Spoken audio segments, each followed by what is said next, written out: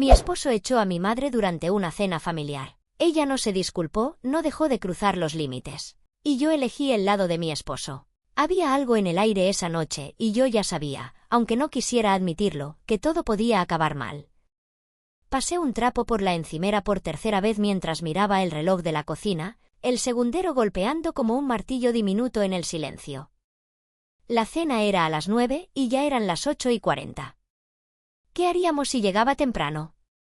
¿O tarde? Peor aún. Amor, ya está limpio, me dijo Mateo, con una sonrisa cansada. Solté el trapo como si me quemara y me pasé las manos por el delantal. Lo sé.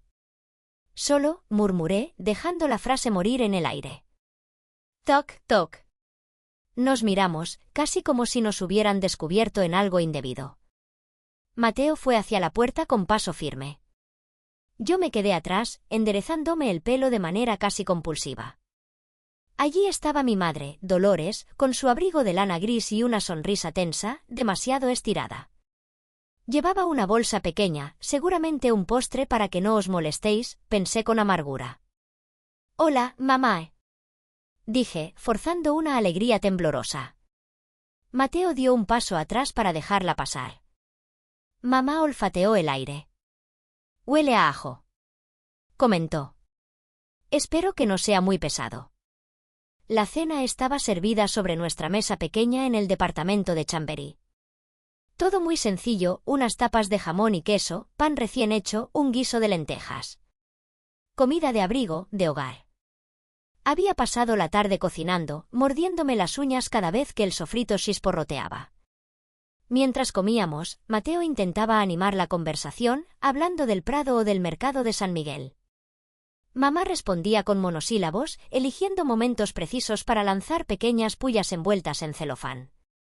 Supongo que con tanto trabajo no tienes tiempo para cuidar la casa, ¿verdad? Sentí como mi mirada se clavaba en el plato, dibujando círculos invisibles con la cuchara. La casa está muy bonita, dijo Mateo, suave pero firme. Ella soltó una risa breve. Claro, con luz tenue todo se ve mejor. Vi cómo Mateo se tensaba a mi lado, como un cable a punto de romperse. El reloj seguía golpeando. Cada palabra, cada gesto, parecía recordarnos que la paz era frágil, apenas sostenida por el temor a no hacer un escándalo. Me reía de vez en cuando, pero sentía mi propia risa crujir por dentro, como algo olvidado bajo el sol. Mateo me tocó la rodilla debajo de la mesa, un roce cálido, una ancla. Le lancé una mirada rápida, un gracias mudo. Todavía faltaba lo peor. Pero ya sabíamos, sin decirlo, que esa noche algo iba a romperse. Mamá bebió un sorbo de vino, moviéndolo en la boca como si buscara un defecto. ¿Sigues con ese trabajo de publicidad?, preguntó, dejando la copa con un golpe seco. Asentí, acomodándome un mechón de pelo detrás de la oreja. Sí, me gusta. Me han dado más proyectos. Ella curvó los labios en una sonrisa que no llegó a sus ojos. Bueno, mientras no olvides tus prioridades. Una mujer realizada no siempre es una mujer feliz, ¿lo sabes? Sentí como Mateo apretaba la servilleta entre los dedos. Además, continuó mamá, mirando a Mateo como quien ofrece un chisme venenoso. Carmen siempre fue buena aparentando. De niña sabía cómo hacer que todos pensaran que era la más dulce. Tragué saliva, luchando contra la ola de vergüenza. Todos aprendemos a sobrevivir como podemos, ¿no?, dije, forzando una risa vacía. Ella se rió breve. Claro. Hasta que uno se cree sus propias historias. La cena avanzaba como un campo minado. Comentarios sobre nuestras cuentas, sobre si pensábamos tener hijos, sobre el sueldo de Mateo. Cada vez que intentaba aportar algo, mamá me corregía. No, no fue así. Estás confundida, como siempre. La tercera vez ya no intenté defenderme. Comía despacio, bebiendo agua en sorbos minúsculos, deseando desaparecer. Vi la tensión en la mandíbula de Mateo. Vi su mano apretada sobre la rodilla. La noche estaba cargada. Solo faltaba una chispa. Y sabía que estaba a punto de llegar. Intenté sonreír. Una sonrisa pequeña, como quien ofrece una rama delgada a una tormenta. Conté una historia ligera sobre una reunión en el trabajo, algo que pensé que podría cambiar el humor de la noche. Pero no llegué a la mitad. Mamá se inclinó sobre su plato, la voz baja pero clara como un cuchillo. Manipuladora de mierda. No gritó. No se alteró. Solo dejó caer las palabras sobre la mesa, pesadas, sucias. Mateo dejó el tenedor. Yo parpadeé, como si el aire se hubiera vuelto sólido de pronto. ¿Qué dijiste? Susurré. Ella sonrió. Una mueca casi divertida, como si todo fuera un juego. Mateo miró hacia mí, luego hacia ella. Sus ojos ya no eran los de siempre, habían cambiado. Algo había despertado. Sabía que ya no podía salvar la noche. Sabía que ya no quería. Mateo empujó lentamente su silla hacia atrás. No fue un golpe, no hubo estruendo. Solo el sonido de las patas de madera arrastrándose sobre el suelo, un ruido sordo que llenó todo el apartamento. Me quedé congelada. No supe si levantarme, si pedirle que no hiciera nada. El corazón me latía en las sienes. Mateo se puso de pie. Se quedó allí, de pie junto a la mesa, con las manos sueltas a los lados, mirándola. Dolores, dijo, su voz tan baja que tuve que inclinarme ligeramente para oírlo. Tienes que irte. Mamá alzó una ceja, divertida. ¿Qué dices, hijo? Rió, como si le hubiera contado un chiste. Mateo no se movió. No sonrió. Solo señaló hacia la puerta, muy despacio, con un gesto casi cansado. Ahora. Mamá dejó caer la servilleta sobre el plato, haciéndola flotar como si fuera algo ridículo. Su risa, esa risa seca y cortante, llenó el espacio donde antes había habido conversación. ¿Así tratas a la familia? Dijo, todavía sentada, con un tono de incredulidad fingida. ¿Después de todo lo que he hecho por ustedes? Mateo no contestó. Tampoco levantó la voz. Y de algún modo, esa calma fue más terrible que cualquier grito. Sentí las lágrimas ardiéndome detrás de los ojos, pero no me moví. No me atreví a romper el momento. Era como si estuviéramos viendo cómo algo se desmoronaba y por fin no hacíamos nada por detenerlo. Mateo se acercó a la puerta, la abrió y esperó. Nada más. La noche, de repente, parecía contener la respiración con nosotros. Mamá se levantó finalmente, la silla raspando ruidosamente al retroceder. Su mirada me atravesó como un cuchillo. No dijo mi nombre. No dijo adiós. Pasó junto a Mateo sin mirarlo. Y salió. La puerta quedó abierta un segundo más, como si incluso la noche misma dudara de lo que acababa de pasar. La vi caminar hacia el ascensor, el abrigo gris ondeando como una sombra detrás de ella. No se volvió. No esperó. Solo apretó el botón con tanta fuerza que pensé que iba a romperlo. No lo puedo creer, dijo en voz alta, para que la escucháramos. ¡Qué falta de respeto! ¡Qué vergüenza! Mateo no respondió. Yo tampoco. Nos quedamos inmóviles en el umbral, respirando el aire frío que se colaba desde el pasillo. Cuando el ascensor llegó, oí su voz, alta ahora, casi un grito. ¡Traidores! Esto no se hace a una madre. Luego, un golpe metálico cuando la puerta del ascensor se cerró de golpe. Mateo cerró la puerta con suavidad. No un portazo. Solo un clic preciso, definitivo. Luego giró la cerradura. Eran casi la 1 de la mañana. En el edificio, todo era silencio, como si los vecinos también contuvieran el aliento. Me quedé de pie junto a la mesa, sin saber qué hacer con mis manos. La cena seguía allí, platos fríos, vasos medio vacíos. Un testigo silencioso de todo lo que se había roto esa noche. Mateo no dijo nada. Solo vino hacia mí, despacio, y apoyó su frente contra la mía. Ya está, murmuró. Me temblaban las piernas, pero me obligué a quedarme firme. No porque no quisiera caer, sino porque, por primera vez en mucho tiempo, entendí que ya no tenía que doblarme para sobrevivir. Mateo apretó mi mano. Yo cerré los ojos. La casa, al fin, era solo nuestra. Con todo el miedo. Con todo el alivio. Con todo lo que eso significaba. No sé cuánto tiempo estuvimos allí, de pie, en medio del salón. La casa entera parecía distinta, como si hubiéramos cambiado el aire, las paredes, todo, con ese solo acto de cerrar la puerta. Me senté en una de las sillas, sin soltar la mano de Mateo. La madera estaba fría bajo mis piernas. Él se agachó frente a mí, todavía sin hablar. Mis dedos jugueteaban con el borde del mantel, enredándolo, soltándolo, como si mi cuerpo necesitara hacer algo mientras mi mente trataba de ponerse al día. Quería llorar. Quería pedirle perdón. Quería decirle que quizá nos habíamos equivocado, que quizá había otra manera menos brutal de resolverlo todo. Pero no dije nada. Mateo tampoco. Se sentó a mi lado. No en el otro extremo, no enfrente. Justo allí, hombro con hombro. Como un faro pequeño, callado, pero firme. Los minutos pasaron. La casa seguía oliendo a ajo, a pan, a algo tibio y familiar. Y aún así, el silencio no era hostil. Era otro tipo de silencio. Un silencio que decía, te veo. Estoy aquí. No tienes que explicar nada. Respiré hondo, dejando que el temblor en mis manos encontrara su lugar, sin esconderlo esta vez. Mateo entrelazó sus dedos con los míos, sin apretar, sin exigir nada. Y yo pensé, quizá esto también sea amor. No los grandes gestos. No las palabras perfectas. Sino quedarse, sin pedir que uno sea más fuerte o menos roto de lo que realmente es. Solo quedarse. Me desperté temprano, cuando el cielo seguía siendo de ese gris desleído que parece prometer todo y nada a la vez.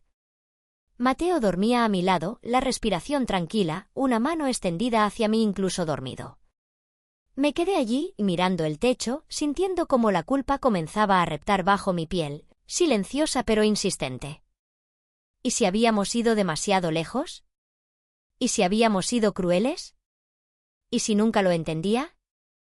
La voz de mi madre, sus palabras, su indignación, todo empezó a repetirse en mi cabeza como un eco que no podía acallar. Me levanté sin hacer ruido y fui a la cocina. Encendí la cafetera, porque a veces el ruido pequeño de las cosas me ayuda a ordenar el corazón. Mateo apareció minutos después, en camiseta y con el pelo revuelto. Me miró sin hablar, como si ya supiera. Me apoyé contra el mostrador, cruzándome de brazos para no temblar. ¿Y si nos pasamos? Pregunté, mi voz más pequeña de lo que quería. Mateo se acercó. No me interrumpió. No trató de corregirme. Solo me miró un momento, con esa forma suya de escuchar que no necesita palabras. Carmen, dijo al fin, suave pero firme, el respeto no es algo que se negocie. No tenemos que pedir perdón por exigirlo. Me mordí el labio. Una parte de mí quería pelear contra eso, quería desenterrar todos los peros, los tal vez, los podríamos haber hecho otra cosa. Pero otra parte, una parte que apenas comenzaba a reconocer, sabía que tenía razón. No era orgullo. No era venganza. Era dignidad. Mateo puso una taza de café entre mis manos. No me obligó a beberla, no me forzó a nada. Solo me la ofreció. Acepté. Y por primera vez en mucho tiempo, sentí que tomaba algo que realmente me pertenecía. El primer mensaje llegó a las 9:15 de la mañana. Luego otro y otro más. La pantalla del móvil vibraba cada pocos minutos, cada alerta como un pequeño golpe contra mi estómago. Primero fueron los mensajes, largos, furiosos, desordenados. Palabras como desagradecida, traición, falta de respeto se repetían una y otra vez. Luego las llamadas. Mateo y yo estábamos sentados en el sofá, el café ya frío en las tazas olvidadas sobre la mesa baja. No habíamos encendido la televisión. No habíamos puesto música. Solo escuchábamos el zumbido constante de los mensajes entrando. Él me miró, esperando que fuera yo quien decidiera qué hacer. Respiré hondo, desbloqueé el teléfono y puse el altavoz para que ambos pudiéramos escuchar el último mensaje de voz. La voz de mi madre, trémula de rabia y llanto, llenó el cuarto. Espero una disculpa formal. No solo a mí, sino a toda la familia. Lo que habéis hecho no tiene nombre. No tenéis vergüenza. O me pedís perdón o ateneos a las consecuencias. La grabación terminó con un chasquido seco. Mateo no dijo nada. No necesitaba hacerlo. Su silencio estaba lleno de una fe tranquila en mí, como si supiera que esta vez no iba a doblarme. Tomé el teléfono en las manos. Durante un momento, lo sostuve como si pesara demasiado. Luego, despacio, sin teatralidad, bloqueé su número. Mateo hizo lo mismo en el suyo, sin mirarme, como si estuviéramos respirando el mismo ritmo por primera vez. Apagué el teléfono. Lo dejé boca abajo sobre la mesa. El mundo siguió girando. No hubo explosión ni gritos que atravesaran las paredes. Solo el leve zumbido de la ciudad afuera, indiferente a nuestro pequeño acto de rebelión silenciosa. Mateo me tomó de la mano. Y así, en esa mañana gris, elegimos algo que hasta entonces había parecido imposible, nuestra paz. Pensé que, bloqueando su número, la tormenta se apagaría. Ingenua de mí. 2 días después, empezaron las llamadas de otros números. Números de tíos, de primos lejanos, de conocidos que apenas veía en Navidad pero que, de pronto, se sentían con derecho a intervenir. La mayoría no dejaba mensajes. Solo llamadas perdidas, una tras otra, como martillazos sordos en la puerta. Hasta que una tarde, cansada de esquivar, contesté. Era mi tía Pilar. Su voz, melosa y cargada de veneno, me abrazó desde el otro lado de la línea. Carmen, cielo. ¿Qué ha pasado? ¿Cómo pudiste tratar así a tu madre? Pobre Dolores, está destrozada. Cerré los ojos, apoyando la frente en la ventana fría del salón. Mateo, que estaba en la cocina preparando algo, me miró de reojo, en silencio. No voy a discutir, tía, dije, manteniendo la voz tan plana como pude. Ella suspiró dramáticamente. No entiendo qué te ha hecho cambiar tanto. Antes eras una niña tan dulce. ¿Desde que estás con ese chico? Miré a Mateo. Su espalda, ancha y tranquila, mientras picaba verduras. Mi ancla. Mi hogar. No he cambiado, tía. Solo he dejado de fingir. Hubo un silencio al otro lado. Luego un clic seco. Colgó. Apoyé el teléfono sobre la mesa, temblándome un poco las manos. Mateo vino, me ofreció un trozo de pan tostado con tomate, como si fuera un salvavidas. Sonreí. Una sonrisa cansada, pero real. Sabía que vendrían más llamadas, más mensajes, más cuchicheos de gente que no sabía nada pero tenía mucho que decir. Sabía que iban a pintar a Mateo como el villano. A mí como la hija desnaturalizada. Y aún así, por primera vez en mi vida, no sentí la urgencia de explicarme. Que pensaran lo que quisieran. Yo sabía quién era. Mateo sabía quién era yo. Y por ahora, eso era suficiente. Esa noche no podía dormir. El apartamento estaba en silencio, salvo por el rumor lejano de algún coche que pasaba por la calle. Mateo dormía profundamente, una mano extendida hacia mi lado de la cama, como siempre. Me levanté en puntillas, arrastrando la manta sobre los hombros, y me senté en el sillón junto a la ventana. Desde allí, la ciudad parecía otra cosa, tranquila, casi inofensiva. Mateo apareció poco después, con los ojos entrecerrados, el cabello en desorden. ¿Todo bien?, murmuró, sentándose en el suelo frente a mí, como si fuera un muchacho que buscara solo estar cerca. No supe por dónde empezar. Las palabras estaban allí, una maraña enredada en la garganta. Cuando era pequeña, dije al fin, la voz apenas un hilo, pensaba que si era lo suficientemente buena, lo suficientemente obediente, algún día mamá me miraría como yo necesitaba. Mateo no habló. Solo apoyó su mano en mi rodilla, ligera, sin urgencia. Me pasaba la vida intentando agradarle. Sacaba buenas notas, ayudaba en la casa, sonreía aunque por dentro quisiera gritar, me encogí de hombros. Pero siempre había algo malo. Siempre algo que no era suficiente. Siempre algo que yo era, y que no debía ser. Mateo asintió despacio, como si reconociera en mi historia alguna herida propia. Y crecí creyendo que el amor era eso, seguí. Que había que ganárselo. Que si alguien te hería, era culpa tuya, por no ser mejor.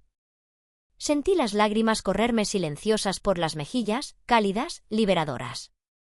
Pero ya no quiero vivir así, dije, y por primera vez lo creí de verdad. Ya no. Mateo tomó mi mano, la entrelazó con la suya. No me prometió que sería fácil. No me dijo que nunca dudaría. Solo se quedó allí. Y entendí que, a veces, romper el patrón no es un gran gesto heroico. A veces es esto. Dos personas sentadas en el silencio de una madrugada, eligiéndose, aún temblando, aún rotos. Pero libres. La semana que siguió fue como caminar sobre hielo fino. No porque dudáramos de nuestra decisión, sino porque todo alrededor parecía crujir bajo nuestros pies. Los mensajes no respondidos, los rumores, las ausencias que pesaban más que las presencias. Una tarde, al llegar del trabajo, encontré a Mateo con el mapa de España extendido sobre la mesa del comedor. Había marcado un pequeño círculo azul en la esquina de Asturias, cerca del mar. ¿Qué es esto?, pregunté, dejando mi bolso en el suelo. Él me sonrió, esa sonrisa suya que siempre me desarma. Un sitio donde no nos encuentra nadie, dijo. 2 días. Sin móviles. Sin explicaciones. Solo nosotros. Dudé. No porque no quisiera. Sino porque, en el fondo, irme sin avisar, sin disculparme, seguía chocando con todo lo que me habían enseñado. Pero luego miré el mapa. Vi el azul del mar. Y sentí algo dentro de mí, algo que había estado callado mucho tiempo, dar un pequeño salto. ¿Y si se enfadan más?, pregunté, mi voz pequeña aún. Mateo vino hacia mí. Me abrazó fuerte, como si quisiera imprimir su calma en mis huesos. No podemos seguir viviendo para evitar que otros se enfaden, Carmen, susurró contra mi cabello. Respiré hondo. Me aferré a él. Y dije que sí. Empaquetamos una mochila pequeña, nada más que un par de mudas de ropa, unos libros, y algo de comida para el camino. Dejamos los móviles apagados en casa, junto a la cafetera, el reloj de cocina, las zapatillas gastadas. Nos fuimos al amanecer, con la ciudad aún dormida. Con cada kilómetro, sentí que algo en mi pecho se aflojaba. Como si, paso a paso, me estuviera desatando de una cuerda vieja que ya no me servía. No hablábamos mucho. No hacía falta. Nos habíamos elegido. No porque fuera fácil. Sino porque, por primera vez, sabíamos que valía la pena. El mar nos recibió sin preguntas. Un hotelito sencillo en una cala escondida, paredes encaladas, ventanas abiertas al sonido de las olas. Dejamos las mochilas en el suelo, nos quitamos los zapatos, y por un rato no hicimos más que escuchar el romper del agua contra las piedras. La primera noche cenamos en silencio, en una terraza vacía salvo por nosotros. Mateo se apoyó en el respaldo de su silla, mirando las estrellas, y me preguntó, casi en voz baja. ¿Qué quieres que hagamos para las próximas Navidades? Me sorprendió la pregunta. No porque no fuera lógica, sino porque hasta ese momento nunca había sentido que pudiera elegir. Antes, la vida venía dada. Era, vas a casa de mamá, sonríes, aguantas. No se preguntaba.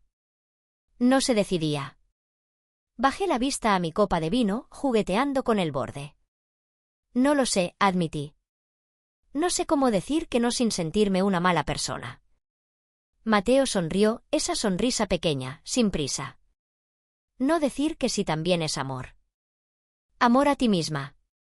Me quedé pensando en eso. Esa noche, tumbados en la cama grande y blanca, hablamos en susurros sobre todo lo que nunca habíamos permitido soñar, unas fiestas tranquilas, solo con gente que nos hiciera bien. Vacaciones decididas por nosotros. Límites que no fueran armas, sino puentes hacia una vida más sencilla. No planeamos todo. No podíamos. Pero acordamos algo pequeño y enorme a la vez. que ninguna decisión se tomaría por miedo. Que si algo dolía solo de pensarlo, entonces merecía ser revisado. Mateo me tomó la mano, entrelazando los dedos. Y yo sentí, por primera vez, que tenía voz. No una voz para defenderme. No una voz para suplicar. Una voz para construir. Volvimos a Madrid una semana después. La ciudad era la misma, pero yo no. Había algo en mí, quieto, decidido, o que no estaba antes. Encontré la carta una tarde, al abrir el buzón. Un sobre grande, con mi nombre escrito en una caligrafía que reconocí de inmediato. Me senté en el escalón del portal, la carta en el regazo. La miré unos minutos antes de abrirla, como si pudiera leerla de afuera hacia adentro. Mateo se agachó a mi lado. No dijo nada. Rompí el sobre. La letra de mi madre llenaba las hojas con renglones apretados, sin márgenes. Empezaba con palabras dulces, mi niña, mi corazón, cuánto te extraño, pero no tardaba en cambiar el tono. No sé qué te ha hecho ese hombre que ahora crees que puedes humillarme así. No sé en qué momento perdiste el rumbo. Siempre fuiste impresionable. Siempre tuviste problemas para ver la verdad. No es demasiado tarde. ¿Puedes rectificar? Tragué saliva. Sentí el viejo tirón de siempre, el deseo de explicarme, de pedir perdón, de intentar arreglarlo todo aunque no fuera mío el destrozo. Mateo me miró, esperando. No presionaba. Terminé de leer. Doblé la carta en 4 partes, con calma, sin rabia, sin drama. Me levanté, fui a la papelera de la esquina de la calle y la dejé caer allí, como quien deja caer una piedra al río. No hubo gloria en ese acto. No hubo victoria. Solo una especie de alivio cansado. Volví junto a Mateo. Él me abrió los brazos como quien recibe a alguien que ha vuelto de una larga guerra. ¿Todo bien?, preguntó, su voz ronca por la ternura. Asentí. Sí. Todo bien. Y era cierto. Por primera vez, era cierto. Llegó diciembre casi sin darnos cuenta.